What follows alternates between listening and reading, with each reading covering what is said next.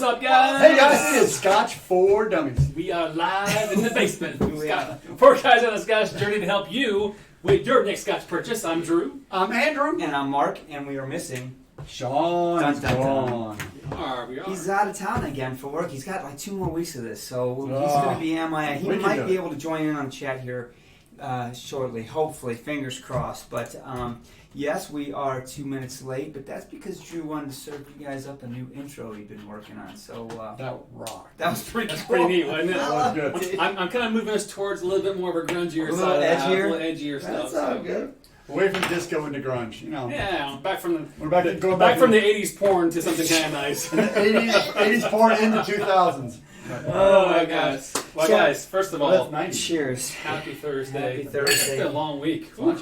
Oh, Lunch, you guys. it's not Thanks for over. joining us tonight. Yeah, so we're going to see who's online. There's a lot of people online. We were just chatting with some of the patrons in the pre-show on Discord, Yep, and we had to drop off to get over here and see that there's just a ton of people already in the chat. So, Did you type first? Because you're first. No, I sure did. But why don't you go down through here and see who's on and who's not? And All right, so we're see going what to everyone's we're gonna drinking. scroll all the way to the top, which I don't know what time it started, but it was way early. Dram Dude was first one in, and then Bob H thought he was first.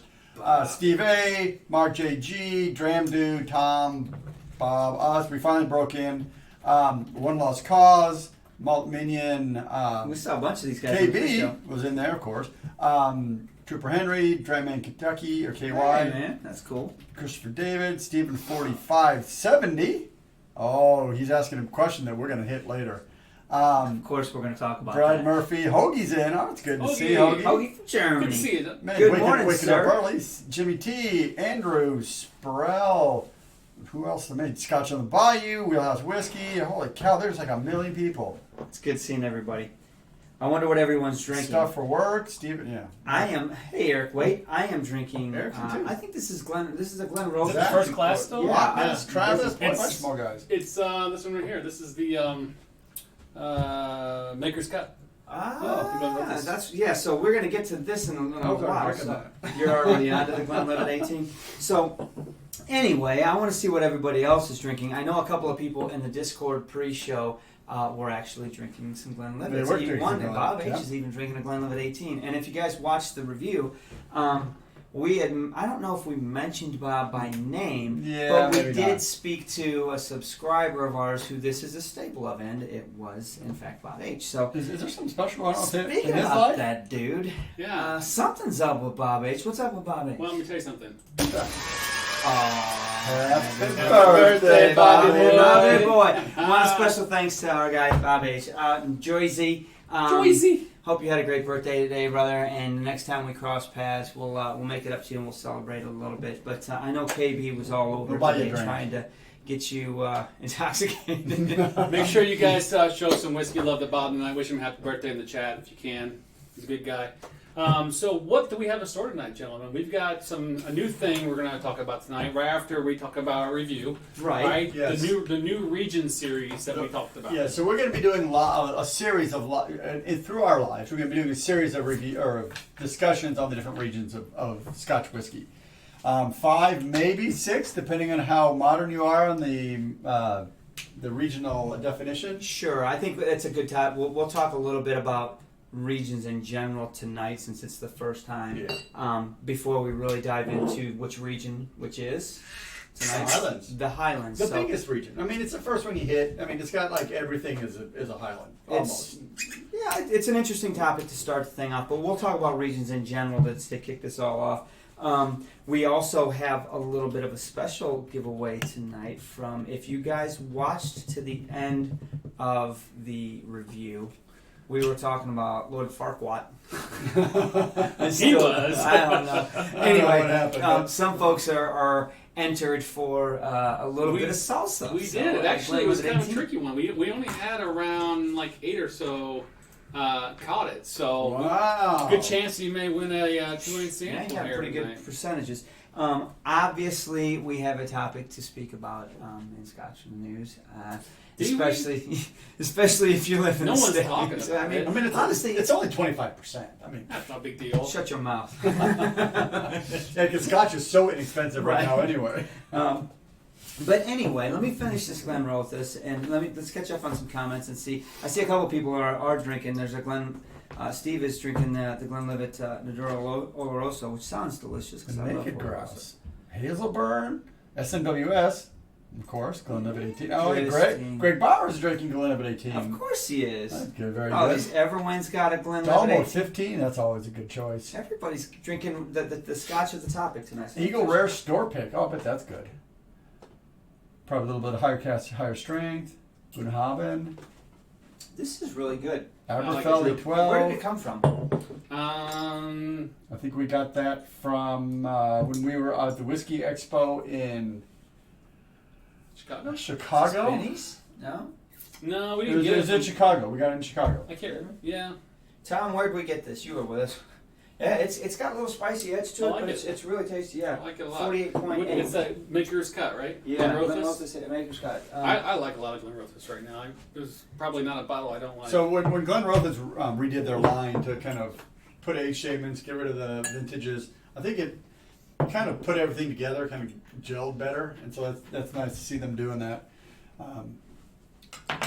It's really all for the whiskey, and they actually they have a better brand style now than they did before. Interesting enough, so they obviously went through a change. Yeah. And other distilleries have done the same. Jura, did a I don't want to say a remake, but a reshift, trying to recreate. They blew up their lineup. Yeah. And I don't know if it's working quite out the way they wanted to. At least I don't see it. I'm not going to say it's not, but I think Glenrothes, things are working on the up for them. I mean, I'll be honest with you. When we first got started, within the first year, we tried a few Glenrothes, and there were a lot of hit and misses. There were some pop flies, some strikeouts, and a few base hits. Mm-hmm. And lately, we've had some Glenrothes that are, I've had a few that really like it, and some independent bottling of it as well that have been out of this world. And really. Good cork. It was kind of initially back in Whiskey Fest, New York, wasn't it? When we first saw the kind of new series. Yeah. That they have out now. That was in December of 2018. They were kind of probably the first few new series going out there because all the whiskey companies now are kind of revamping. Jura was, I think, probably first. But yeah, they were. Yeah, they were the first ones we probably talked about in doing that. And Highland Park is still doing it. Yeah, but it's more confusing. And Macallan is kind of they're adding the double cast, single cast. They're not redoing, they're just adding. Yeah, they're kind of building their lineup. I hate to overshadow their news, Scotch in the News, with the news that everybody wants to talk about, but I did see that they named a new. They actually have a master distiller team. They do because they're so big, that makes sense. They named a woman to it, and I don't know her name off the top of it. It might be on. I'm sure if you Google it, but it was really cool. So I was like, man, it was neat. I mean, how cool for her, right? And I guess she's been apprentice or something for a while. Yeah, or she's been involved with them. I read, but you don't step into that without some experience. But still, how freaking cool is that? That was really cool. Back to the Glenrothes. You're talking about some independent bottlers. Here comes Molly. The SNWS put a couple of Glenrothes out that are, abundance of fruitcake. One of the best ones. Fire, man. Good stuff. 50 some odd percent. Good stuff. I can't complain about that. Delicious. Oh man, we're missing out a ton of comments because that little arrow needed to be pushed. Yeah. Anyway, so let me try to catch up. I'm sorry. I'm going to pour this Glenlivet because I think we're going to get into this here in just a minute or two. KB and Bob are going to be hitting Long Row 14. Very jealous over here. It's very good dram. Yeah. But that's what? That's interesting though because that is from the southern region, correct? As in Lowlands? That's a Campbelltown. That's a Campbelltown. That's a Campbelltown. That's right. Yep. Yeah, there's like 2 distilleries in Campbelltown. Well, but there's one and it makes 3 different labels. Yeah, well, so we'll get into that on the Campbellton. Oh, actually, Scotia's down there too. I'm sorry. Yeah, you're right. Yeah. There's 2 distilleries. So we'll get to that region sooner or later. If we talk through this Glenlivet, so we'll talk regions after we go through the review we did this week. Right. I was not a big fan of the Glenlivet 18. Now, I think the biggest reason I wasn't a fan is because it's really expensive and it's just kind of, it's smooth, it's clean, it's nice, but it's just not wow to me. Let me flip that and play the devil's advocate from the comments. Yep. Because there were a ton of comments. As a matter of fact, I want to make a point and say I talked to Sean. He's out of town. I talked to him this evening, and we talked about the review. We talked about the comments because we knew we're going to be covering this. Mm-hmm. And Sean caught something that I didn't. I don't look at it hardly as much as I used to, but this is probably the first review we've had in a long time where we don't have one dislike on the review. He's like, there are What? 67 thumbs up and not one thumbs down. And I'm like, really? There's somebody out there that always logs on and Yeah, gives that's us a weird. thumbs up. Yeah, there's a guy that just loves to troll us and Right, finally gave up. Yeah, maybe he was on vacation. That could be. So anyway, the comments, you're talking about the price point. I'm not going to argue the value at the price point you're saying, but the comments, our price point's high. It is Most amazing. people are getting this for $90. And I honestly, Wow. I looked it up online too, so I was probably a little higher. But you know, the biggest comment was, and you're going there probably, is did we play price into that outcome a little bit? Yeah. I think we did. Well, Yeah, I think and that we always have. Sure, we have. I mean, maybe we haven't been consistent over 200 reviews on it, but when it's as egregious as it is, you have to. You're like, I don't know, man, $125 But for that. even if it was $90, if it was $75, I still wouldn't buy it, and I would still rate it the same way. So think so? if it was $75, Not for me. It's not something that I would keep on my. Man, that's a really good whiskey though. If you want got to show, some if you want finesse to show it, off but some whiskey to a non-Scotch drinker, this is like here's a bottle of smoothness that can just drop in there and really cleanse your palate and be nice and. I like to go back to my point about if it's a Glenlivet fanboy type thing. If you're into the series, then you're going to appreciate this more than most people. Mm-hmm. But if you're going for a certain palate, and I remember seeing, I think DeSille actually commented and said we're a bunch of non-bourbon lovers or something like that. I can't remember what he called Right. us. But, Okay. but that's exactly true. I mean, we're not really into the bourbon finish as much as probably some people are. Well, Did that affect our taste in this? Maybe a hair, but I don't think so. Because I'm looking for different flavors and Yeah. complexities and other things, and then I weigh in the price, and then I weigh in some other factors. But Yeah, I tend It's to boring. kind of ignore what the, I try to. I mean, I'm sure there's influence, but I try to ignore the brand, the age, all that to it. But when I'm tasting it, now, once I've tasted it, then I take into account the price and maybe the age and say, wow, well, and really more the price, because you can get some great non-age statement whiskeys that are $100 and worth every bit of $100, even though they're not age statements. Whereas you can get a 25-year-old that's like, meh, right. it's old, but it's not very good, so it's not worth it to me. That's where I'm not as much about it. So there's even a comment. So, and this is an easy one. How does a Glenlivet 18 compare to Glenfiddich 18? Hands down, the Glenfiddich 18 to me, because it has more Oh, flavors. that's small batch. Small batch reserve, right? Yeah. Well, yeah. Oh, that's much more complex. Yeah. Completely more complex. So absolutely. and I have the we burned through 18. 'em all. I'm drinking the 18 right now, the Glenlivet 18 right Right. now, and it's nice. It's got some finesse to it, but other than that, I mean, honestly, and you're gonna laugh at me, but give me a monkey shoulder. I would rather have that because it's got a little bit more complexity to it Well, and because it's got brighter three and different fresher, yeah. and it's $30, $35 $30. That's So it's all opinionated. Everything we're talking about is opinionated anyway. So you can take it or leave it. The point is, it's an okay dram. I think it's probably, some people are going to like it more because it does have a little bit more finesse. But overall, for me, I just don't think it's that. It's not a wow. It's not a wow at all. Yeah. And I would agree with you. I think it's good. But Glenlivet happens to be a Highland. So, do we want to move into No, I what? when I'm talking about He's got something he's working on. I was looking up a comment and I know he's on because he was on the pre-show and maybe in the post-show him and I can talk about this, but Silva too. Whoa! Hang on, Silva. Hang on. Silva too. Thank you, KB. Oh, I got poor Oh man, KB, This is thank you. Thanks, KB. Happy birthday, dear Bobby. Happy Deserves birthday, this dear one. Bobby. Yeah. I know that's what that's for. Man, the big thick cork. So this one right here, I don't know what the price was in this one, but this one I'll drink every day. Yeah, and that's Glen Rothus. zebra there. So, we're killing it. talking about the comments on the Glenlivet, and Right. so D.H. Silva had made a comment, and because you brought this up, Drew, he said, in short, the dummies don't respect simple bourbon barrel finishes. And I'm like, that's not true. Maybe in this particular, and so he responded. I haven't had a chance to read your comment back, so don't beat me up over it. I'm not looking for an argument, more so as a conversation. I can't speak for the other three, for you guys, but when you think about bourbon matured Scotch, that's 75% of them. I mean, everything goes into a bourbon, right? So, yes, I have an appreciation for it, and I can appreciate when it doesn't go into a finish or a second maturation. This one doesn't wow me. It's a 2.5. It's just it's drinkable. So it doesn't have the complexity I want. DeSalle and Everwin are already talking about it, giving us more. I mean, I'm not arguing. I think they're right, but it's not supposed to be a wow. It's supposed to be a nice dram for a doctor in a sense. And sure, if you're going to put it in that category, fine. We could put categories for all this stuff. Sure. But at the end of the day, to my what I'm liking, it's not that great, and it's as simple as that. Yeah, I mean the interesting thing was this last weekend I was.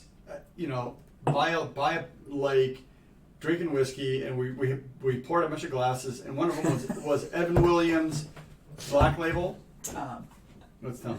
Tom says, good point. The McKellen 18's a daily sipper for Chicago aldermen after kicking. That's good.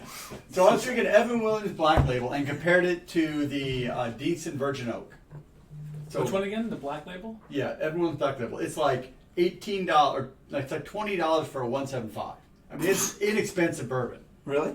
But it had more flavor, more richness, more mouthfeel than the Deason Virgin Oak.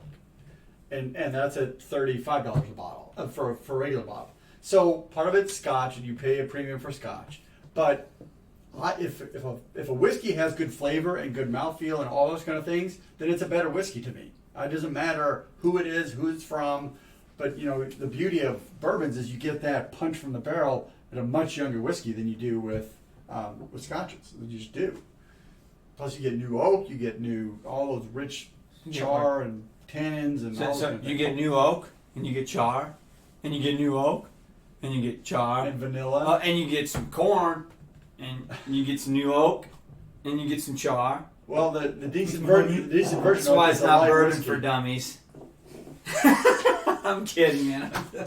You're right. Decent Virgin Oak is not a fancy whiskey. No, it's I mean, I don't think it's trying to be. Especially when you can pick it up for $16. Right. Yeah, Dang. Keep it wrong there. I'm saying. All right. A couple of those in a boat. So we talked about this enough. I think you guys get the point. You can make up your own mind. If you're going to buy it, go for it. I think you get the idea. So let's move on. All right. So there's a question from Birthday Boy. Did you like the OP15 better than the OP18? Placing an order and looking at these as well. The 15, hands down, yes. Yeah, for the no price, doubt. it's definitely See, worth it. I think they answered Blink of an eye. wrong. Now I will give you a Scotch one answer. I would need a bottle of each again to really nail that Of down. course, he's right, as usual. What are we thinking? What are we You guys are thinking? passing up an opportunity for both. What the hell's wrong with you? Two words and so- no A case of each, just the same. See, right, marzipan. Gosh damn it. So anyway, Glenlivet 18. I got to say that I was shocked that it sat back here for as long as it did. It did. This It bottle, shouldn't have. we didn't. This bottle did come to us. Bob H. Birthday Boy, when he came to visit us here, he brought this bottle as a gift and wanted to see the bar. So. This is a staple of his. It was a staple of his. I mean, I don't see it changing, but even Bob has confessed and admitted, over the last year or two, his journey, his palate maturity is now so much different that, he's like, you're right, it's not as complex Well, as they I didn't once like thought it peat was. stuff either. I Right. mean, we all grow, we all mature, we all like things. I mean, that's the beauty about what we're doing. There's so much of it Right. that you don't know. I mean, we all have our kind of, to coin your phrase, wheelhouse. We all have a wheelhouse, things. yeah. But that's what's the beauty about this is you can stay in your wheelhouse but try some different things, and that's what's happened. You evolve, you try different things, and You know what though? It's We like talk a- about evolving and maturing and growing your journey or whatever. But when I think of Scotch, I think of old guys that have been drinking the same bottle of Scotch for 40 years. I'm a Glenlivet man. Well, I'm a Glenlivet man, and that's all I'm we going did to that last week. I won't touch any of this because I'm a Glenlivet man, or I'm a Glenmorangie guy, or right. you're a stag beer drinker. Right, you're a stag beer. Exactly. I Do mean, they still sell that? so I don't know. Wait a minute. What's Bud busting your chops for? Yeah, he likes your shirt. I got dad jokes. Yeah. That's actually a comment coming from Bud. Okay. It's a compliment, yeah. All right, let's move on to the new Yeah. series, right? So, So anything else no, you no, talk no, about first? no. Let's not move on to the new series. We got to do a giveaway. Oh, okay, let's do that. Giveaway first. We've got. We're going to do giveaway from the Glenwood 18. This is a salsa giveaway that we are going to do. We have seven people that actually watched to the end of the video, because during the review, to the end, guys. Sean was making fun of me because I didn't know what the hell he was talking about. Here, let's do this. What's it called? Farquhar? What? Farquhar? I mean, whatever. And so he said, maybe we'll do a little bit of after the, and so that's what we did. And for those people that watched the end, if they made a comment that they have tried it, they were entered into a drawing, and the drawing is 7 people. Do you want to read those 7 people off, or you just want to do it? We'll read them off afterwards, but I just randomized it, and you can't see it, so pick a number. Pick a number. There's 7 1 of them. through 7. I gotta go with 3. 3? That's what I was thinking. I think it's a great number. And the winner is Scotch on the Body. Scotch on the Body. That was complete random. It was I did not see it. No, And you know what's absolutely. crazy, man? I was literally talking to Sean about Scotch and the Body tonight. We were talking about her trip coming up to Scotland. And, Scotch for Dummies, not to give anything away, but we're trying to collaborate with her, give her some opportunities to get more channels to get her story and her journey out.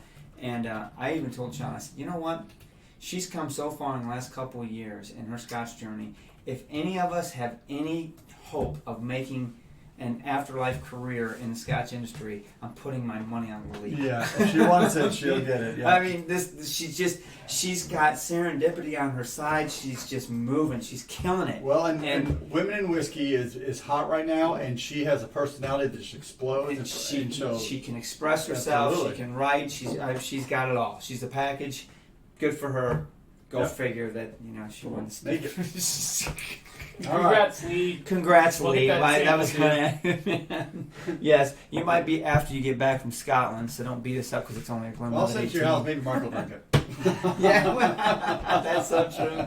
Hey, All did right, you guys happen to see the news? So yeah, that is the next topic here. So Scotch in the news is the next topic, and I don't know how long we're going to get wrapped around the axle on this because Yeah, it's on 24 hours. I didn't even go and look for more news to talk about. Let's just I bring figured it up. This So- was going to bring everything. That's the wrong one. Hold on. So obviously everybody, even on the Discord, wants to talk about Scotch in the news, and the big news in Scotch It's a this weird, week yeah. is right there. There it We'll is. just bring it from the SWA. I mean, this is the Scotch Whisky Association's website, and the main story is their response, their statement to the new U.S. tariffs on Scotch, amongst other things, at 25%.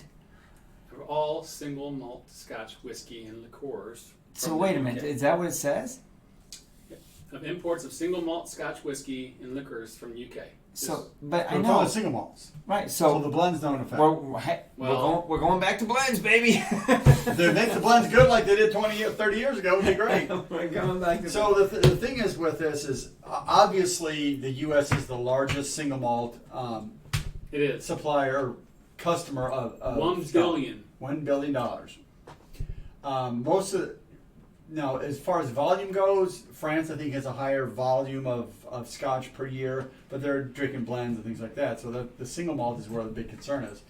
So with the U.S. doing that, number one, all of us that drink Scotch know that Scotch is already way more expensive than other whiskey out there. yeah. So we're already fighting that. Right. If you scroll way back in the comments, I wrote a note about it because I don't want to go looking for it. But Gregor had made a comment, said, "Hey guys, calm down. Brexit will work this tariff out because if you think about it, the tariff is to punish the EU.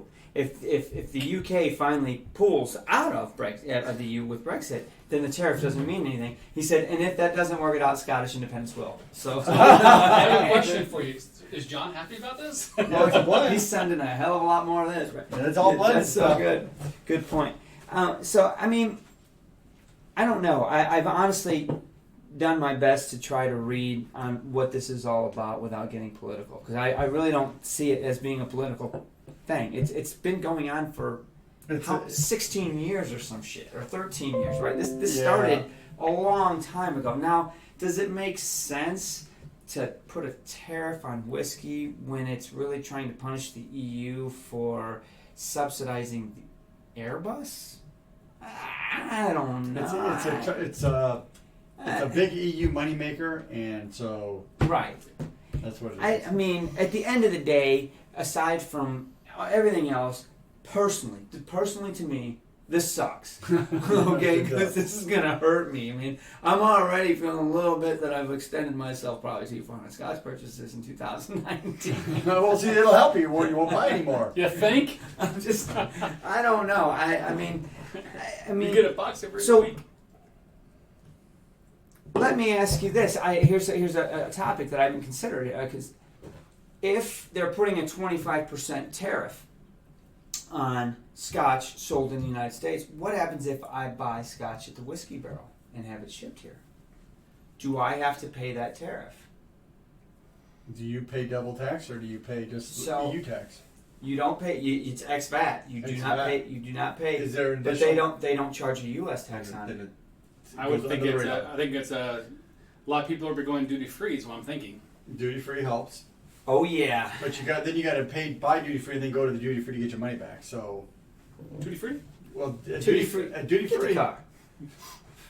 He's messing Sorry. with you. Shit. Duty free. So, okay, Eric says he'll give the Don a call in the morning to see where that goes. Thanks, Eric. I- We appreciate that. I really don't know. So, first of all, before we drive off the cliff like Thelma and Louise, it is not final. It doesn't go into It effect doesn't. until October I have a feeling 18th. something's going to happen to help this a little bit. I think that the industry is big enough to make enough noise that maybe something happens here.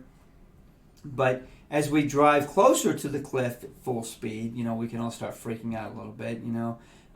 Spend our holiday savings for Christmas gifts on Scotch. Well, let's buy a ton. Sorry, babe. Let's buy a ton when we're over there next year. Well, and the thing is that it's only Bring it back. on whiskey imported after October 14th. So go to your store now, stock up. That's what I'm saying. Use all that money you've been saving for Christmas presents.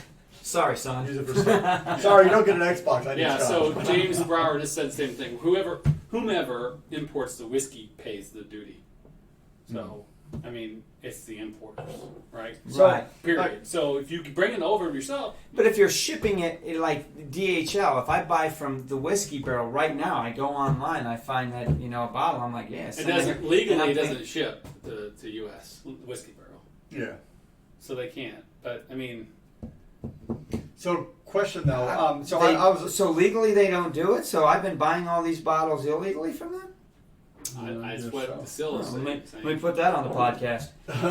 So That was Sean. Please reverse and ignore the last 5 seconds. Thank you. So I saw an interview today with on the BBC with Mark from Whiskycast, yeah, and he was talking about several months ago or a year ago the EU put a 25% tax on bourbon as in a response to our tariff on the steel or something. So the Distillers Association of America said that reduced sales to the EU countries by 21%. Wow. Last week. So, they just changed their policies last week. So- Are you kidding me? Yeah, So they don't ship to the U.S. anymore? I bought so much whiskey from them this year. Not anymore. Not anymore. Yeah, so you're done. So it reduced bourbon sales to the EU by 21% by putting that 25% tariff on bourbon when there's a whole steel and bourbon competition. So we can expect Scotland to be incredibly nervous about about I would $250 imagine. million of lost sales. Yeah, I think that this is big news. It's easy to talk about right now. It's not in effect yet, so let's just calm down and relax and see what happens. The other thing is, I don't think it's going to work. it's $1 billion a year. You know how much one airplane costs? It's like $250 million or $300 million for an airplane. So all the Scotch that the entire U.S. buys is like 3 airplanes. So it's really just a spit in the face of the whole It's the financial dawn. system. It's the dawn. Well, according to their website, that WTO went in before Donald. Oh, really? Yeah, the battle was to the World Trade Organization. Oh, and the World right, Trade right, Organization right. said, "Yeah, you're right. They were doing illegal things. You can do up to $7.5 billion in tariffs." So it's not necessarily just Donald Trump that's doing this. This has been political for a decade. Got it. Yep. So I see what you're talking Yeah. about, stuff for work. So their policy has changed. They're not shipping to all states. They have only list like 20 states. Indiana's not one of them. And their price went up to $49 a bottle. So much for that. $50 a bottle, man. What a ripoff. They're going to lose a lot of money on that. That sucks because, man, I was a big fan of them. I've bought a lot of Scotch from them this year. Damn.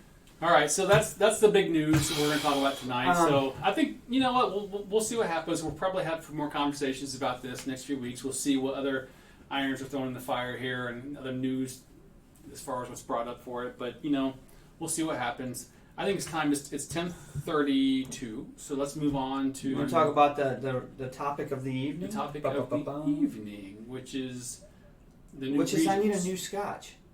You do. What is that, the 18 or was that? Mm-hmm. I'm still doing the 18. A little bit left. Let's move on to something good. So You let's need talk the Highland. let's talk about Highland. So how many... let's start the topic, the whole series topic. Why did we do this? Yeah. Yes. So the first 5 minutes of this topic. I mean, tonight because it's the kickoff of this series, we are brainstorming a new series to bring everybody, and we want to back it up to a dummy level again, right? I mean, over the last 4 years, you guys, we started at Scotch for Dummies, and I'm not saying we're not dummies today. We were But dumber years.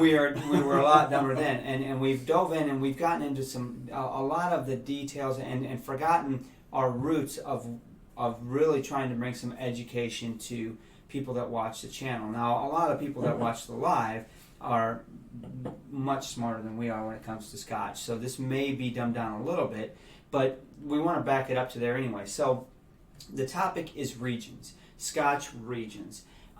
What are Scotch regions and what do they mean? Where do they come from? Why do we care? Why do the distilleries care? Why does it say it's a Highland on the bottle? Why does it say it's a Highland but it actually is a Speyside? Why? I mean, there's all these confusing things if you don't know anything about Scotch when you talk about regions, and we need to tackle that topic. But this comes from something way older. This comes from another term from a different industry, which is in France, right? What's that up there?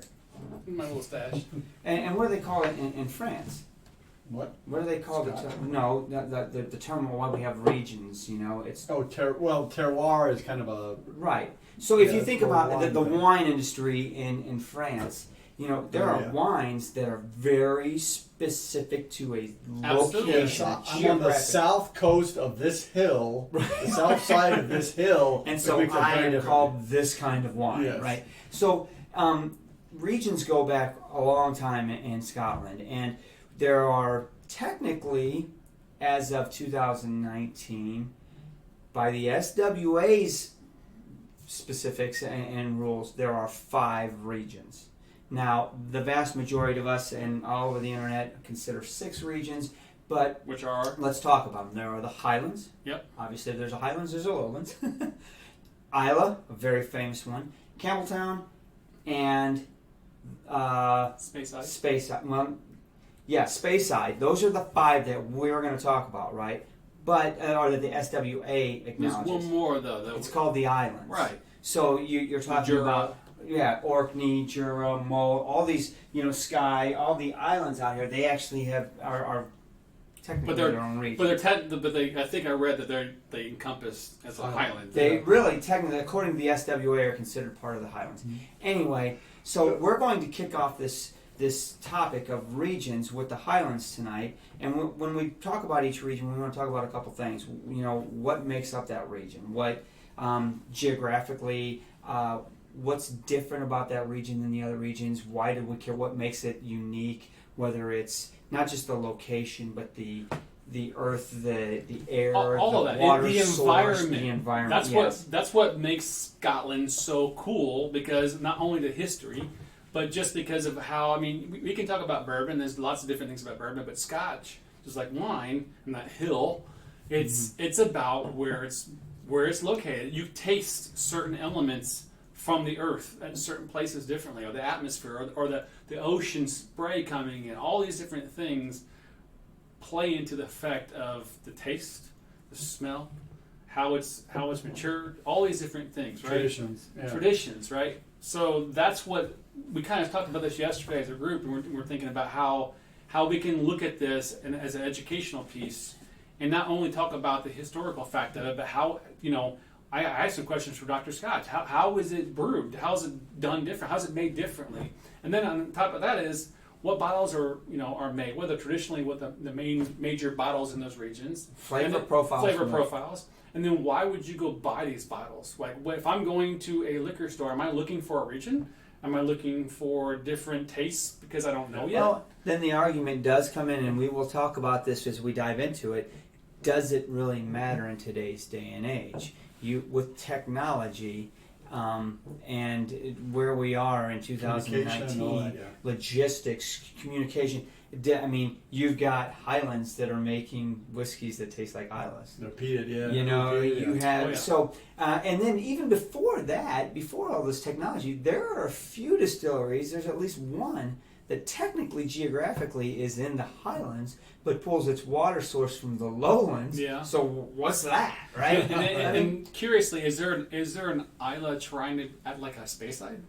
Yeah. Actually, there is. Yeah. So I mean, so it does it really matter, and does it matter to you? Should it matter to you? I don't know, and I think that's where it starts to get subjective, and Sure. we'll dive into that. So. Let's backtrack and let's talk talk about the about history. Dun, dun, dun, dun. I'll tell you what, you guys. So the Highlands, I need a whiskey. Somebody put Well, me I- on. We need a Highland. So do we have any Macallan here? So a quintessential. Well, that's more of a Speyside. So let's pick something like an that's Ardmore, a Speyside. Glendronach, Well, here, I got the a perfect. Glenturret, an Where Aberfeldy. did it go? What do we got? The Highland Park. We got. Well, that's not sorted. No, that's No. not something. I So we see got. no. I'm going through the list of some of these Highlands: Deanston, Tomatin, Speyside, Dalwhinnie. I'm pouring myself a Glenmoe. Edredor. Do we have any Edredor? Glenmoe's a perfect time. No, That's a Speyside. no, it's No, not. it's not. Glenmoe. It's a Highland. Hey, It's a Highland. this is about as Highland as you get. But that's another, by the Oh, way, yeah. that's another kind of debate, right? Whether Speyside is technically a Highland or not. It's not, but it technically lives It in the is, Highlands. and as a matter of fact, there is a distillery, and I got to think about which one it is. There is a distillery in the heart of Speyside that puts on their bottle. It's Highland? a Highland Scotch. Interesting. Quite I'll honestly, try and look that All right. up. So give us a history about Highland. Give So- me the term Highland. Where did it come from? Why is it? So let's back up and let's be clear that we're talking about the Scotch definition of these regions. Yes. And why I say that is because technically, when you look at the history of it all, we can talk about the regions of Scotland, not considering Scotch, and it makes more sense. When I say Highland, I mean it's literally high up in the mountains. Yes. When I say lowland, it's literally down in the flatlands type of thing. So if we're just talking about regions in Scotland, not Scotch regions, that the lines are a little bit different than they are when we talk about Scotch. So we back up to like 1784. We go way back. There was a law. Time was 1784. There was a law passed called the Wash Act, which was a taxation law, and it settled the first line between the Highlands and the Lowlands for Scotch production, believe it or not. And the line was drawn specifically, I don't know what it had to do with the taxes, but basically it said that the distilleries north of this line could use smaller washbacks and slower distillation processes, whereas the distilleries south of this line couldn't use those. Why? I don't know. I'm talking 1784. But the line went from Stonehaven, Scotland, which is just south of Aberdeen, to Inverness. Helensburgh, which is basically northwest of Glasgow. And if you draw a line on a map of Scotland, you literally see that it's a line geographically. Everything north is literally mountains and high. Everything south is no mountains and flat and low. But over the years, the line has changed several times. And to be quite honest with you guys, go on Google and try to find the exact line. It's not as clear. impossible. It really There's is. lots of different information out there. ones. So we do know that there's not many lowland distilleries working and There are. operating right now, right? So back to the Highlands, there are tons. Yes. And what really make the Highlands unique, from a Scotch region perspective, is that it's so huge that you've got a variety You can't. of what's going on. Yeah, it makes it much more difficult to define what a Highland Scotch will taste like. Exactly. And when we say, if I say to you Isla, that's a region. You right off the bat, you're coming PA, in. you think there's Yeah, definition. you've got an 80%, 90% definition. Highlands, most people or educational books and stuff will divide the Highlands into 4 different subregions: the north, south, east, and west, just because they changed. There's such a difference. The northern whiskeys taste more heathery, more spicy. The southern ones are more fruity, right? I mean, so, and then what do we say? The coastals, right? You go on, You dry, go up to dry. OP, go over to Oban, right? And they're right on the coast. Of course, they're going to have an influence of salt water, right? So, the Highlands are really unique on that. Now, when I say Highland to you, what do you think? Well, that's weird because when I think Highland, I immediately think of a classic Speyside, which would be a sweeter, fruitier whiskey, but that is really more a Speyside flavor. When I look at our map over here of Scotland and all the distilleries, Speyside, well, just for an example, Speyside is 50% of all distilleries in all of Scotland. Right. So, but Highlands, when you look at the Highlands, it's a much more It's like a putting much Japan smaller. in Asia. Well, yeah, I mean, it's like, I went and visited China. Oh, really? What region? Because it makes a huge difference which region you go to. I don't know. I don't have a good. When I think of a Highland, I don't think of that because my experience with whiskey is Highlands are all over the board. They're everything from dry to sweet to briny. They are, but there is that traditional Highland-esque taste to things. So for example, if you poured me, some drams blind, and I was to guess a Highland, the first thing that's going to pop in my mind is something, heathery or floral, because just that's kind of what you're getting, from the Highland regions mostly, from what I expect, right? Mm-hmm. If I start getting there are some things with some sea salt and some fruitiness, as Mark was saying earlier, but for me, for the most part, Highland is heather. Highland is floral. That's what I get. That's what I typically get. Well, if you think of a Glenmorangie as a classic Highland, that is that. It's a light, tall stills. It's a light whiskey. It's floral. It's Right. that. Whereas typically the Speyside would be more sweet, even though they're both Highlands. But Right. Yeah. So, there's been a lot of comments, tons of comments, and I appreciate them. We don't have time to read them. I hope everybody's in, watching please get and in reading comments and the read, yeah. chat.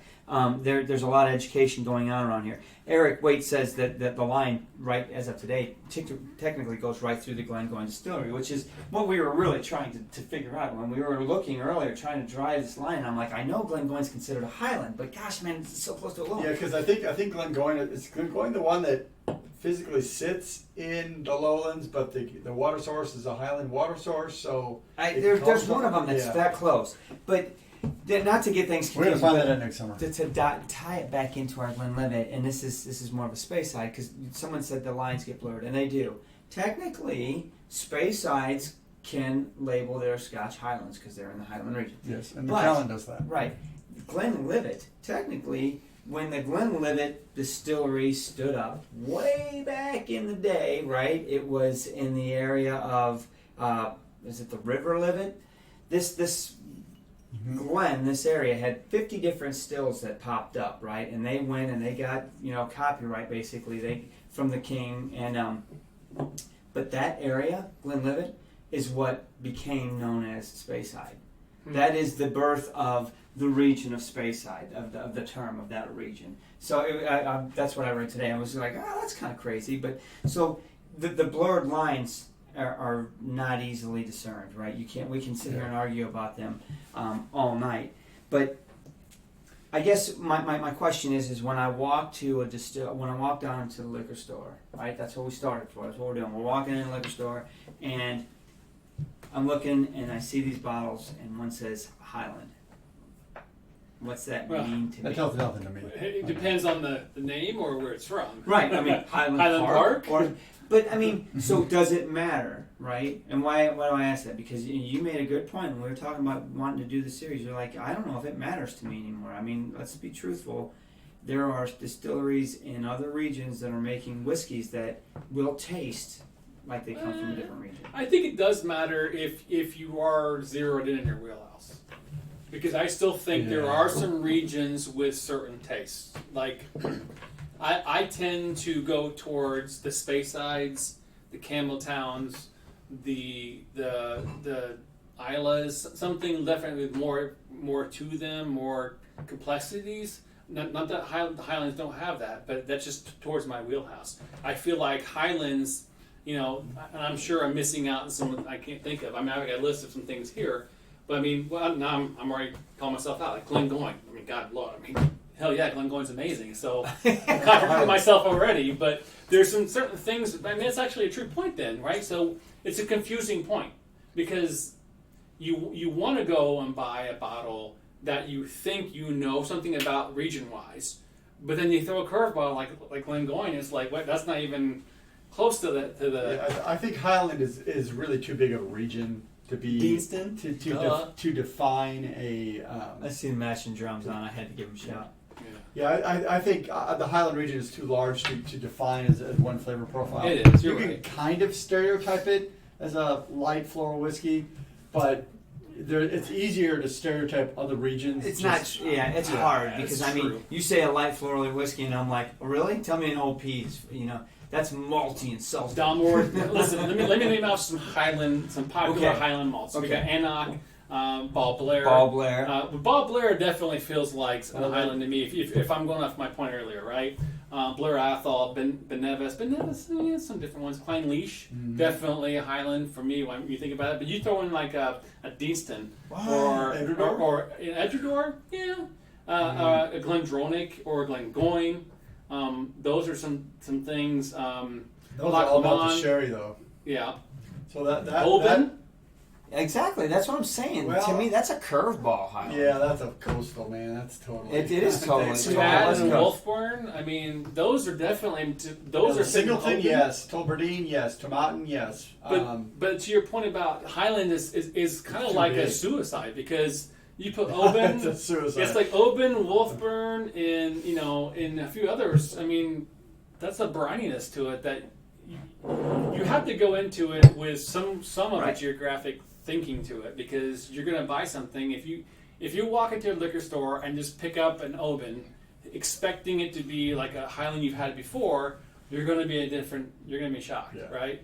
Or you're going in looking for that sea spray from that you're used to having, and you buy Glengoyne. No. You're going to make it completely different. But obviously, you can physically see the difference too. So to me, it is definitely a variable that I consider that needs to be looked at in the equation. But there's so many other variables. There's maturation, there's age, there's style. Right? I mean, what's this? When you look at some whiskeys in the Highlands are all about sherry maturations for long periods of time, and that's awesome. And then there are some that they're not about that at all. So I would say with Highlands, we started with kind of the worst one to really discuss a regional profile. It is tough. It's because very tough. It's too big. So I think with the other regions, we'll really be able to kind of dive into their character more. I think you're right. So that's why we started with this. It's the least interesting. Hang with us. We're going to get more interesting, but we needed to talk through this because it's so big and so broad. Well, speaking of interesting, then, so can we get into some of the geeky stuff then? Are you ready for some of that? We have to talk to Scotch about that. Well, I wish that guy would show up. I Where think he's is he? downstairs. Oh, well, let me go see. Pull that dude down. I think we need to ask him for questions. So, what does it take to distill some of this stuff? Let's find out. They call me Dr. Scott. They call me Dr.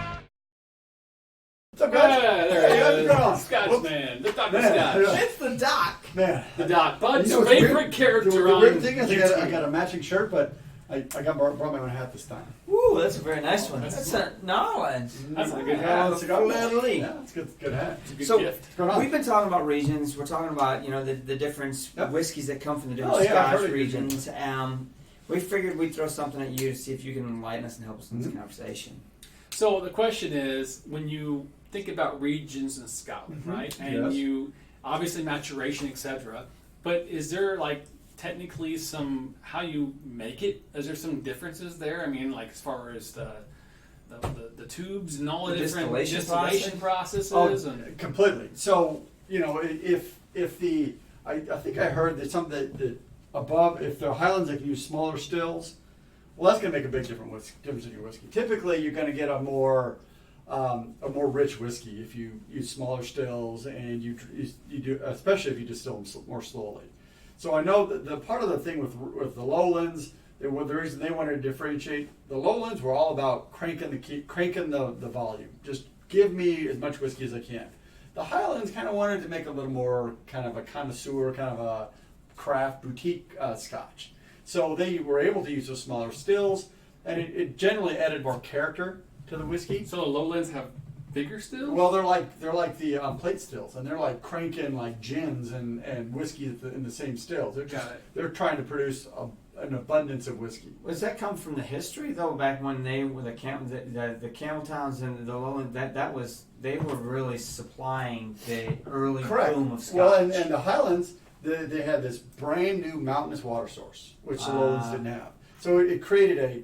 I don't know exactly the mineral content of those. I need to look that up. But it changed. The mineral content was completely different than what the lowlands had, and so it plus transporting grain, transporting stills, Sure. transporting whiskey back from barrels through the Crampy Mountains. That's a little more tricky to do. So you did things in smaller quantities, and so you had smaller stills, and you had smaller washbacks, and you had smaller all that.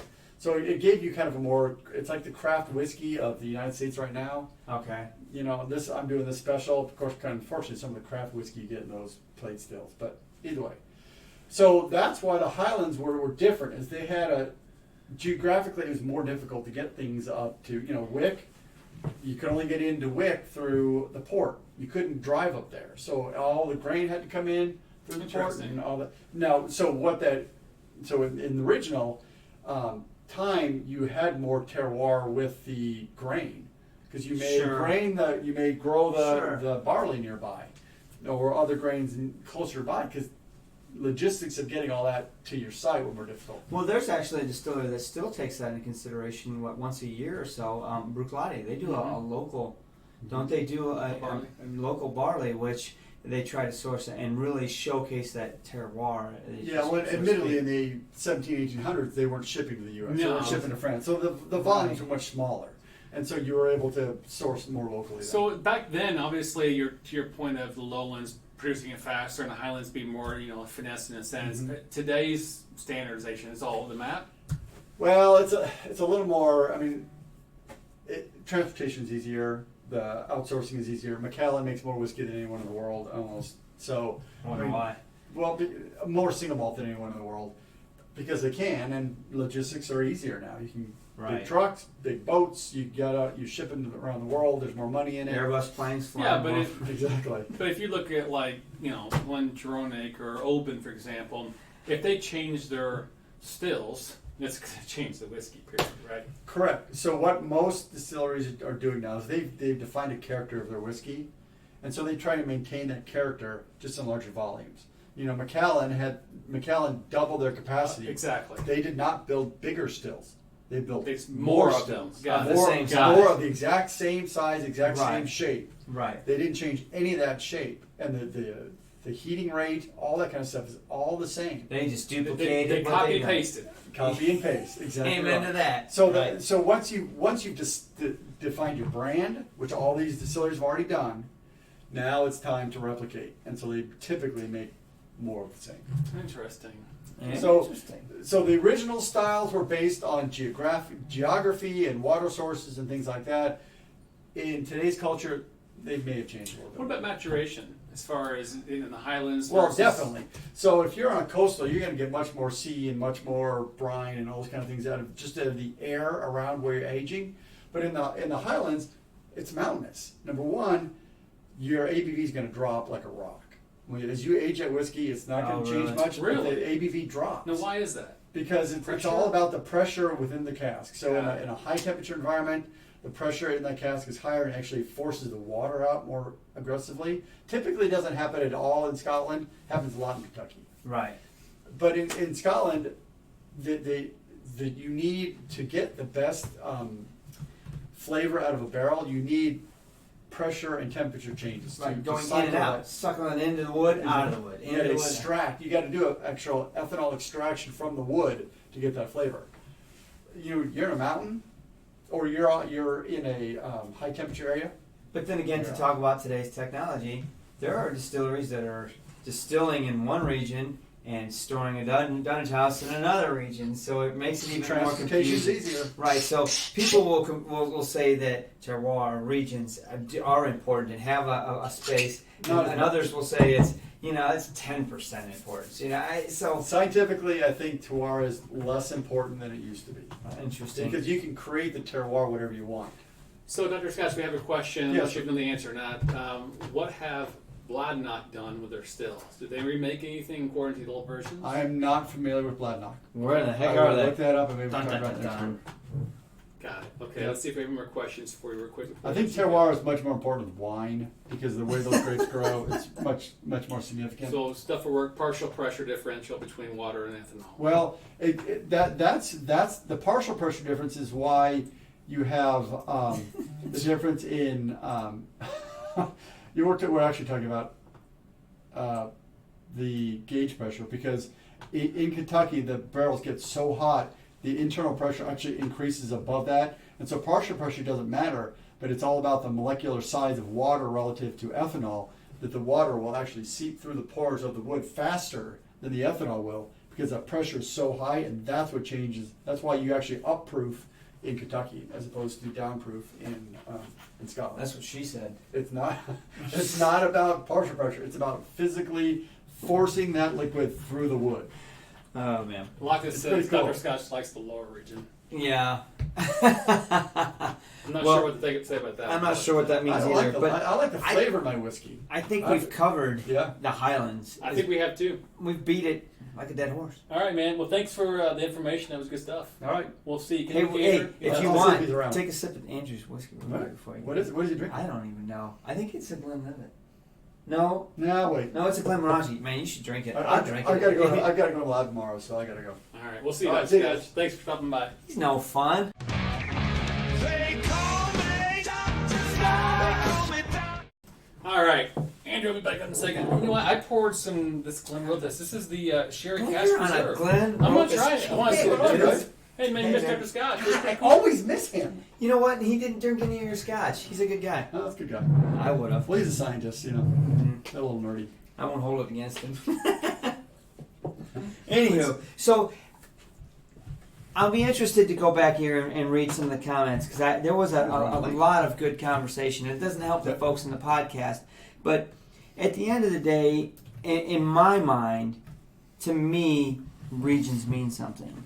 I actually do consider it. I think about Absolutely. it. But I am also to the point in my journey where I am not just considering that. I'm educated enough to consider a lot of other things. Let me backtrack you for a second. Let's talk about this from just a user experience. A newbie coming into the Scotch. Hey, I want to try Scotch.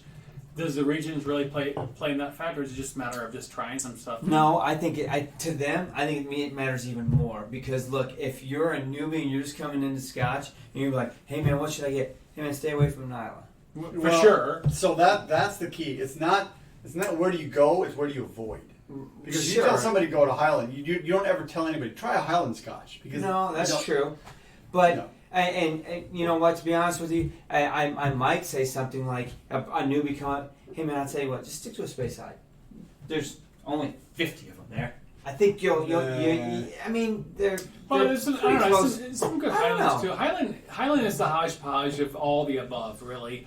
I It mean, is. except for Isla. I mean, it's just kind of, you can't go wrong with it. I don't know anymore. I think it's, Well, it depends. I mean, my opinion is it Balvenie doesn't peated. matter. I mean, I think it's the opposite of what you're saying, Mark. I think to a newbie perspective, I don't think the Highlands, the regions per se matter. It's more of once you start getting into it, where it gets confusing of whether the regions matter or not, right? Because then So- you get sucked into that world of, Well, let me talk to. Let's back Drew. Let's back Drew up to has bought his first bottle. All right. Woohoo, man, guys, check this out. I The bought a bottle bottle of of Act Scotch. 12. It's so good. Which is about 75% of their first Scotch. That's where we Right. started. All right, Drew. Act 12 was Go the- out and get yourself another I'm bottle. staying in space. What are you going to get? I'm gonna stay in I don't space know. I'm out. going to look at the bottle of Mac and I'm going to see what it says. And I'm going to Based- stick to based that. on at least 3 or 4 people that I know of that have Right. gone down that road, they stayed on that road. They don't Right. veer from it. They stayed in Right. the suite. Right. It's expensive. It's expensive to get into it. It's Well, got- and especially when you're first starting, you can't afford to take a swing and strike out and go buy a $70 or $80 bottle, bring it home, and be like, I can't Yeah. drink it. no. I think at the end of the day, we want people to try everything. It just depends on everybody has a different palate. Right. Somebody actually might like it at first. We just want you to somebody already said, just dabble. It's Yeah. really, Scotland, I think it's why it's so amazing to us is that there's so much to be offered. There's so much Scotch we've not had yet that has Yeah. flavors to offer that we've not been wowed yet by, etc. It's just an awesome variety of stuff out there. At the end of the day, it's still important to understand the history, to understand the regions, to Yes. understand why they're there, to understand the coastlines, etc. Because it does influence you on your tastes and what you may or may not like and buy. There are some de factos as far as the outliers, as far as the island itself, The coastals, coastals yeah. etc. Hey, Lon Lou. And there's some things with Isla, etc., and lowlands, but for the most part, in the middle, the Highland middle and Speyside included, Yeah. you're probably going to get something you're going to like. Yeah, and that's the other thing is there are all sorts of whiskey profile things online. They'll ask you a bunch of questions. Do you like your coffee black? How do you like your beer? What kind of beers do you like? And they will kind of give you a profile of what you're gonna like. So I'm an Isla guy. I like dark beer. I like black coffee. I like rich flavor. So that's my profile. But if you're a coffee with sugar and creamer and you only drink light beer, then Isla is probably not going to fit you just because of your standard profile of flavors. Right. There's nothing wrong with that. It's just different. And so if I were to give you, if you were a coffee with sugar and creamer and a light beer kind of guy, and I was to give you an Isla, you turn your nose up and you throw it out, and that's a waste of it for everyone. But I could give you a Macallan maybe, or I could give you a light Glendronach, Hoagie's out. or Peace, Hoagie. even a Royal Brockland. It's a Highland. It's definitely a Highland that it's real light and flavorful and good. So All right. yeah. Enough about this. We're almost done. One last roundup. You just shut us down. I did shut you down because we're out of time. Patreons. By the way, if you have not shipped your Scotch samples, you're late. Those go out. You're really late because next week is when we're doing our video. Sometime, probably towards the end of next week, Hope maybe so. in the week after. To be honest with you. We might push them bottle week because I know of at least one sample that didn't get sent out That's yet. right. So get your samples out. I know about 75% have received them so far and are pretty giddy about it. gonna be good. This is some pretty cool stuff. We're all excited Right. to talk about it. We'll hammer down the schedule with Mr. Porter Sunday evening Scotch because he is the man that's in Yep. charge of this. So we will hammer that out and we'll get it done. Man, you put me on the So spot. I got a there, question. brother. If he's only Sunday evening Scotch, why is he on tonight? He drinks I a don't know. dram every night. I don't know. I see him on Don't we Facebook all? all the time. But what else is going on? We've got some interesting things. Just quick updates.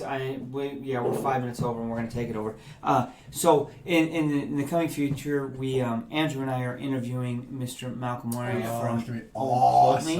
awesome. Putney. We'll be hooking up with him and Steph Ridgway on Monday, hopefully getting a really good solid hour interview, and we'll pass that tape over to Drew and let him work some magic on Maybe it. six months before you see it. No, I don't think so. But things are moving right along. We're busy as all get out. The Patreon stuff is what's going on in Patreon world. It gives you access to the pre and post shows, which is great. I mean, that's. I'll great tell you time. what Patreon does, and the super chats. That's the word I'm looking for. Do most of all. I gotta tell you guys, in the last 2 weeks, Scotch for Dummies has spent a lot of money that we have been given on Patreon or donated or Yeah. whatever on tech gear. Yeah. when we go up to do this interview with Malcolm, we are geeked and ready. We've got some awesome gear. You're looking at a piece of new gear right now. The so. audio is going to be phenomenal. I mean, it's gonna be good. All the support that you guys do for us. First of all, thank you. Yes. Cheers. And number two, it all goes into our gear and our. Yeah, we're not getting salaries. Right. Drew texted us and told us how much he just dropped in gear on Amazon. I was like, if Drew says we need it, that's what it's for. Then we need it. That's what it's for. I mean, we're not profit. So we appreciate every ounce of support. Thank you, patrons. Thank you. Aside from that, things are really busy. Obviously, we missed Sean tonight. I think he might try to get on the patron Discord after show. Yes. But Sean was able to actually, since he's out of town, to have dinner with Leanne from Scotch in the Bayou. We raided his bar. And we're here at his bar. And just a little plug for Leanne and Scotch and Bayou. I want everyone to know that she's getting ready to embark on this trip, this journey, this adventure that she won to go to Scotland here in another couple of weeks. And stay tuned for that, because Scotch for Dummies are trying to give Leanne every bit of opportunity she can to get her voice out, whether that's sharing her daily adventure with you guys or just journaling or whatnot. So I know I'm going to be watching her daily when she's over there, seeing what's going on. So stay tuned for that. Aside from that, I think Eric Wade is doing a bunch of what is he not the doing? history? Yeah, that guy's busy as all get out. You know, the history of Scotch, the stuff. economics of Scotch, Business of Scotch. What do you need to know about Scotch? Well, Eric, go to Eric's channel and you'll see. Hey KB, cheers. Aside from that, I think we're good, guys. Heads up, we haven't named the next region for next week. It's going to be one of the remaining ones. How's that? I'm getting into what 4 or 5. If you can guess, Isla, Speyside, Lowlands. Maybe we should put a vote out there. Yeah, you know what? Let's do that real quick. What do you guys think? I mean, we're going to take the next 10 comments. What's the next region we talk about? Yep. Well, yep. The majority wins here. And I'll let Dr. Scotch know if he can provide a topic. Yep. For that. All right. I mean, honestly, there's You know 4 more, I do 5 know more if I've we heard want him. to consider the islands. So, you know, what region most intrigues you? What do you guys really want to talk about? Yes, and that's we'll the dig key. into it. What else is going on?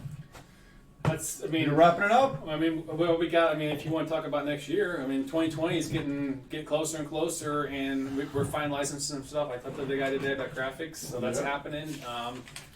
We're probably how close do we have an idea as far as when we're ready to start taking payments? As soon as we get the We're graphics close. ready, we're good to go. We're close. So probably, would you say within the next month or two? I hope so. Yeah, If absolutely. we're not by the end of October. It's Absolutely. too late. All right. Yeah. So It's so we're basically within the next 3 or 4 weeks, Yep. we will probably start taking orders. So I've got Isla. So 3 Islas, 1 island, 2 Campbelltowns, and 2 Lowlands. EDA doesn't count. Ooh, Campbelltown's coming in close. Ooh, Campbelltown Oh, for the lead. 4. Well, I'll Shoot, take I it. think Campbelltown I say- is the winner. I say we go Campbelltown. All right, so we're going Campbelltown's Campbelltown next. We'll be talking about that next week, guys. Campbelltown next week. I like And that region. the 2020 busload of dummies is coming. It's That's what we're talking about as far as finalizing that, getting the official link By- for you guys to. by end of October. There will be a link to sign up for the tour. Things are coming along. I can actually report that we have heard from Tamdu, and they are going to do something for us, Especially, which means that's super freaking cool because they don't open They the don't do it cup. normally. Can-Do is not open to anybody driving down the street. I just But want it's to open go. to the dummies. Oh, we Damn have 3 more right. islands. We're I was close. That might be the next week. So anyway, Campbelltown it is. Guys, everybody, we really appreciate everybody tuning in on the lives, man. You guys You are guys awesome. make the Thank you. show so much more fun. The comments, the education. We learn from you guys and everybody else does. Happy do. birthday, Bob. If you're still on. If you're not, you'll watch this later. I know you will. You're And that if guy. you're listening on podcasts tomorrow or next day, whenever, thank you so much for your support there as well. That's growing. Community. Absolutely. Yeah, it's actually it's great because I can listen to the podcast while I'm working on the lab at work and things like that, and so it's You great. critique yourself? Yeah, sometimes. But I'm so perfect I can't. Dr. Scotch There's nothing guy. to fix. I don't like Dr. Scotch. Though. His parts are Not so much. Not on par. not on. All right, guys. But anyway. We'll say thank you. Appreciate Slosh you slop. guys, and we'll see you next week. Cheers, everybody. Cheers.